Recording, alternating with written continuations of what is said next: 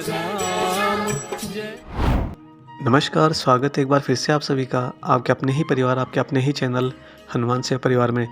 आशा करते हैं आज के इस मंगलवार के पावन दिवस पर प्रभु श्री हनुमान जी और पूजनीय बाबा नीम करौली महाराज जी आप सभी भक्तों पर असीम कृपा बनाए रखें और आगे आपके जीवन में सदैव आपका मार्गदर्शन करते रहें। दोस्तों, बाबा नीम करौली महाराज जी जब किसी भक्त के पुकारने पर आते हैं तो उनकी ऊर्जा को स्मरण रखना मनुष्य की बुद्धि के परे है।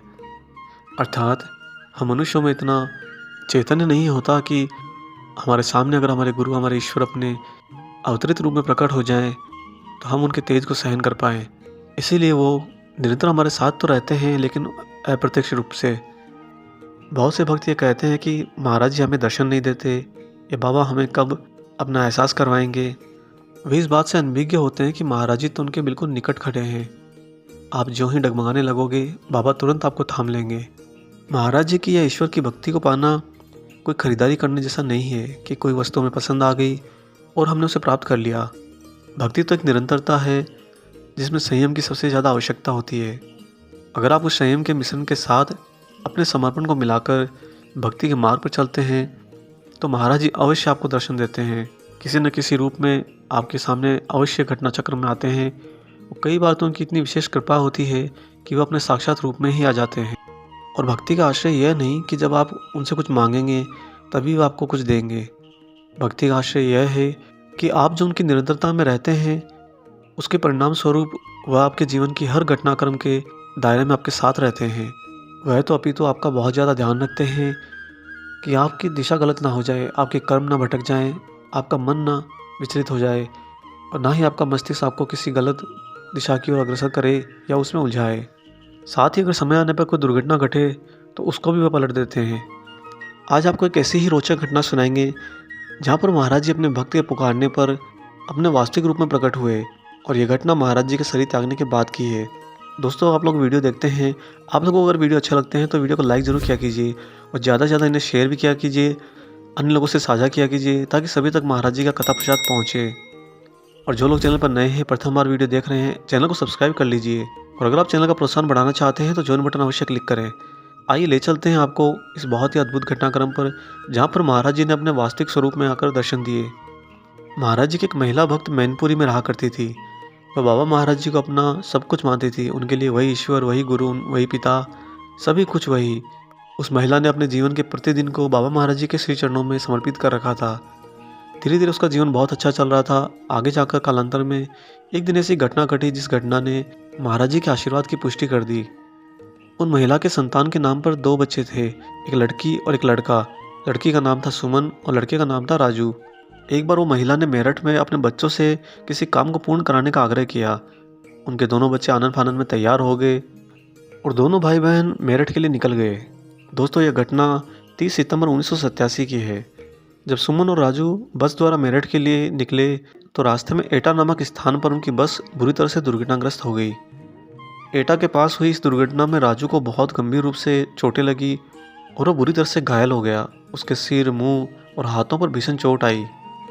चोट इतनी गहरी थी कि मल्टीपल फ्रैक्चर हो गया था, जिसके कारण वह वहीं बेहोश हो गया। उसकी दुर्दशा देखकर उसकी बहन बुरी तरह से घबरा गई और जोर जोर से रोने लगी। समझ में नहीं आ रहा था कि वह बेचारी करे तो करे क्या। बस के अन्य यात्रियों में हाहाकार मचा था। हर कोई अपने प्राणों को बचाने या अपने प्रिय के प्राणों को बचाने में लगा हुआ था, परंतु ये दोनों भाई बहन तो अकेले ही आए थे, अतः इनका तो कोई साथी भी नहीं था। तब सुमन के सामने कोई रास्ता नहीं बचा तो आतर स्वर में बाबा महाराज जी को जोर जोर से आसमान की ओर खुले हाथ करके पुकारने लगी। सुमन ने ज़रा भी परवाह नहीं करी कि लोग क्या कहेंगे, क्या सोचेंगे।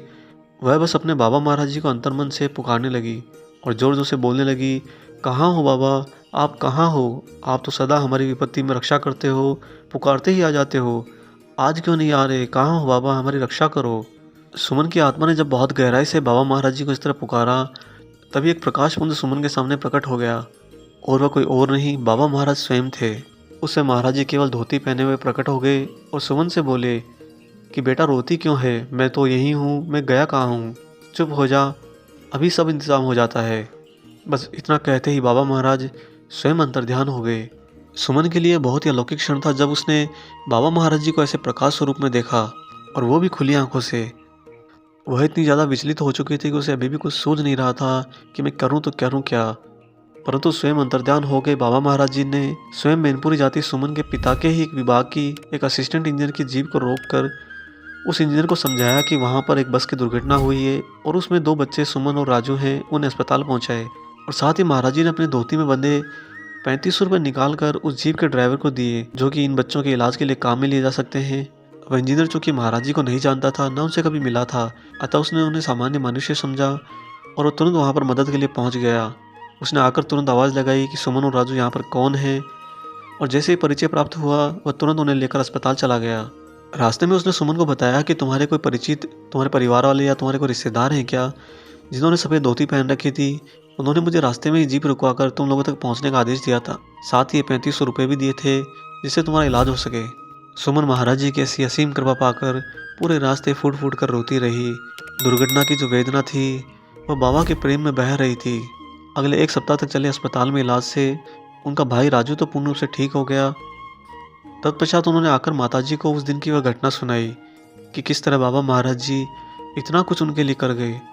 महाराज जी न सिर्फ प्रकट होकर उन्हें आशीर्वाद दिए, अपितु उनके लिए सारी व्यवस्थाएं भौतिक जगत की भी करके गए।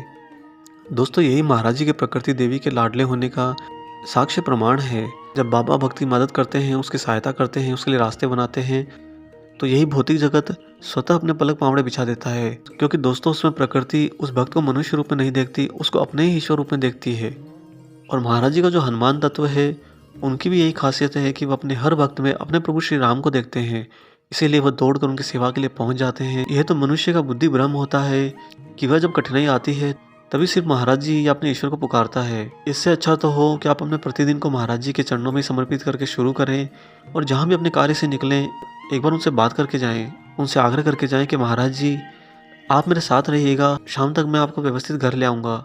जिस तरह आप भोजन करते हैं, अपना ध्यान रखते हैं, अपने परिवारजनों को भोजन कराते हैं और ध्यान रखते हैं, ऐसे ही महाराज जी को अपने घर में विद्वान करके, अपने मंदिर में स्थापित करके उनको भी अपने परिवारजनों का सर्वोपरि मुखिया का दर्जा दीजिए। आप देखेंगे कि आपका जीवन बहुत सुगम हो गया है, क्योंकि वो तो आपके पास होते हैं, परंतु उनके न होने का आभास आपके अंदर भय पैदा कर देता है, और इस भय से मनुष्य विचलित होकर कई बार अपने ही उचित कदम उठाने से बहक जाता है, और कई बार तो वह प्राप्त होने वाली कृपा से ही वंचित हो जाता है, क्योंकि वह उस कृपा को ग्रहण ही नहीं कर पाता। आशा करते हैं दोस्तों आपको आज का ये वीडियो पसंद आया होगा। वीडियो अगर अच्छा लगा है तो जाते जाते वीडियो को लाइक ज़रूर कर दीजिएगा, और जो लोग चैनल पर नए हैं वो चैनल को सब्सक्राइब जरूर कर लीजिए। मिलेंगे बहुत जल्दी ही एक और ऐसी शुभ अंक के साथ। तब तक अपना और अपने माता पिता का बहुत अच्छे से ख्याल रखिए, और प्रभु श्री राम जी का तो निरंतर गुणगान करते हुए बाबा हनुमान और बाबा महाराज जी की निस्वार्थ होकर सेवा करते रहिए। जय सिया राम।